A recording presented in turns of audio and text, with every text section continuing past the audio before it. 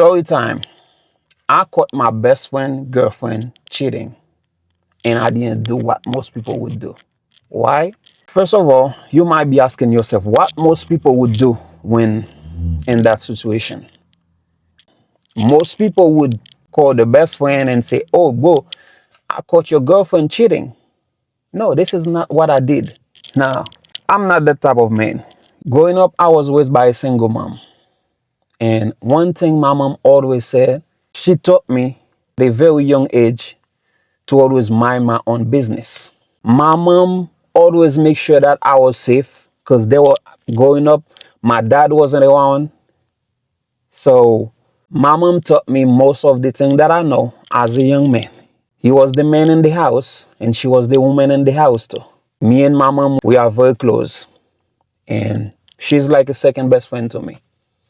But this video is not about me talking about my mom. This video is it's about me talking about me catching my best friend girlfriend cheating. It happened years ago, back where I was in high school. The reason why I'm telling this story now is because it's more than 20 years now. And I never told my best friend though. I never told him until today. We're not best friend anymore. 20 years later, we're not best friend anymore. We still talk. By the way, I haven't heard from him probably in the last few years, but I know how to get in touch with him, but we haven't talked in the past few years. Back to the story. So it happened more than 20 years ago. I had that best friend. We were two brothers. So we used to live in the same neighborhood. We didn't go to the same school, but we were from different social environment. What I mean by that, his parent has money and my parent didn't. So growing up, I was broke, but he wasn't. So he was the friend with money. I was the broke friend, but we were less friends. So I'm not gonna give too much details about my best friend. So, bro, if you ever watch this video one day, I'm sorry for not telling you, but I'm not sorry too for not telling you, because I believe it's not my business to look out for your girlfriend. I can look out for your girlfriend when I'm outside. If she is not safe, if I find your girlfriend in a situation where she's getting jumped by two men or two women, I'm gonna step in. But in that situation where she is with another man, that's none of my business. She's doing her business, I'm minding my own business. That's your business as a man to take care of your woman. Emotionally, that's not of my business. That's not my responsibility. As your friend, if I find your girlfriend or your woman somewhere and she's in trouble, I find her, she's stuck on the highway with a flat tire, yes, I'm gonna step in. But with another man, no, that's none of my business. And I'm not gonna tell you. I didn't see her. So when I'm outside and handling my business and I saw shit like that, no, I'm not gonna come and report to you that, oh, I saw your girlfriend. Nope. It's none of my business. So what happened though, I went to a party. I had a friend at the time. We went to a party. That friend picked me up. He picked me up around 9 p.m. to go to that party. We get to the party because we had to stop along the way to buy something. And we get to the party around 10:30. Because from where I live to the party, it's like 45 minutes away. And we went to that party. It was a big party, a lot of VIPs, rich people shit. It was. The reason why I had the chance to go to that party is because that friend that invited me to the party, so that friend had money. So that party, if you didn't have money, you couldn't get in. You couldn't get invited because you need to be in touch with people with money to be invited to that kind of party. So my friend, he took me there. So when I got there, we were having fun. It was around 11:30, almost midnight. There was a VIP section and we were in the VIP section. And I saw somebody just walk in that looked exactly like my best friend girlfriend. I didn't pay too much attention, but when I was moving, because it was kind of dark inside the VIP section, when I was moving to get a drink, that's when she saw me and I saw her. And she freaked out. And I freaked out a little bit too. But I went back to my friend. I didn't say anything to my friend. I didn't tell him that I know this girl. No, I didn't say anything. and I sit in my section. So we drink. But since she saw me, I feel like where she was sitting, she felt uncomfortable. So I keep minding my own business the whole night until around 1:15, 1:30. That's when my friend said we need to leave because he has to drop me off. He dropped me off around 2:15, 2:30 in the morning. It was 7 in the morning. Somebody was knocking at my door. And around the time, there's one of my cousins that used to live with me and my mom. And my cousin wake up to go check the door. And he came back. He said, yo, there's a light-skinned girl outside asking for you. I said, what? He said, there's a light-skinned girl outside asking for you.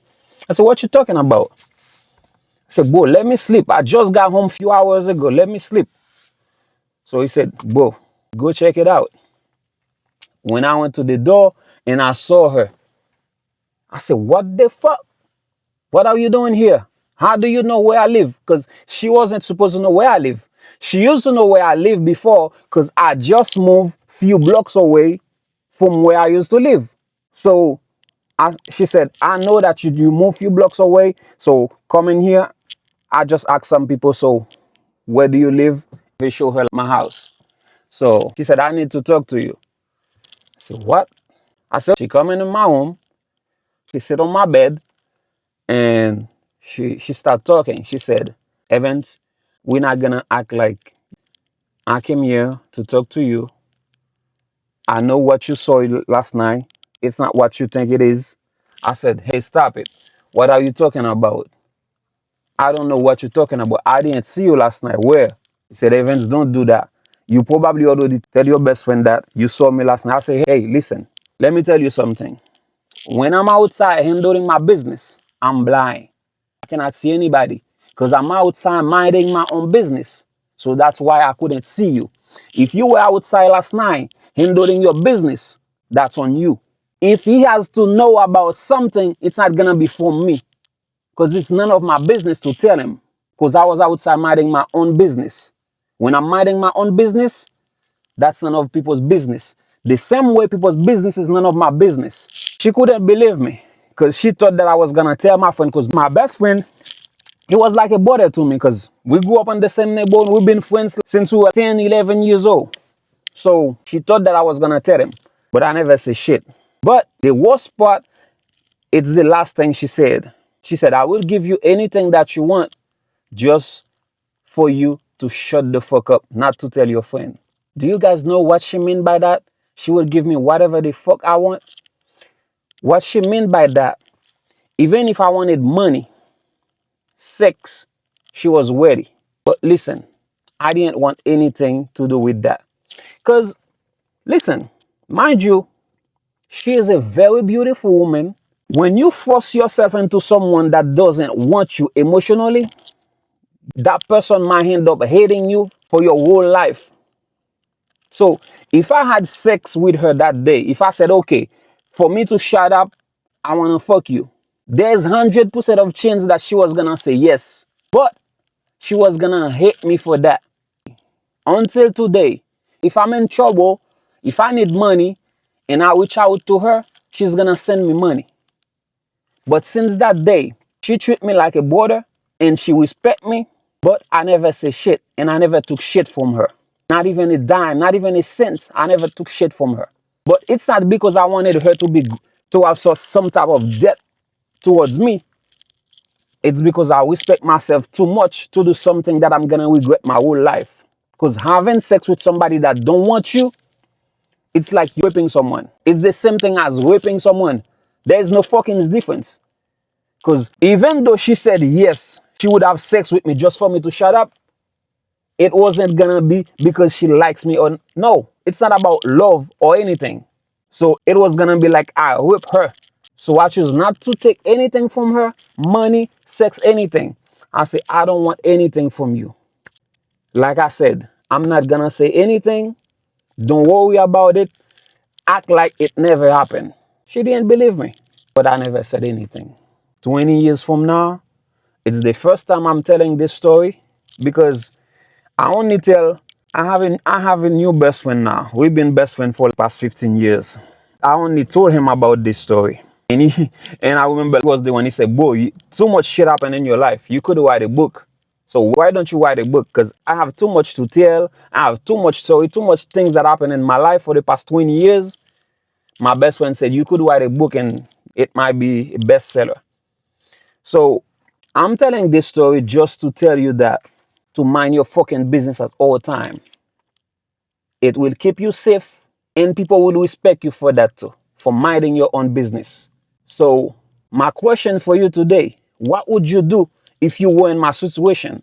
Would you have tell your best friend or would you have act like, I don't know? What would you do? Let me know in the comments. I'm out. Peace.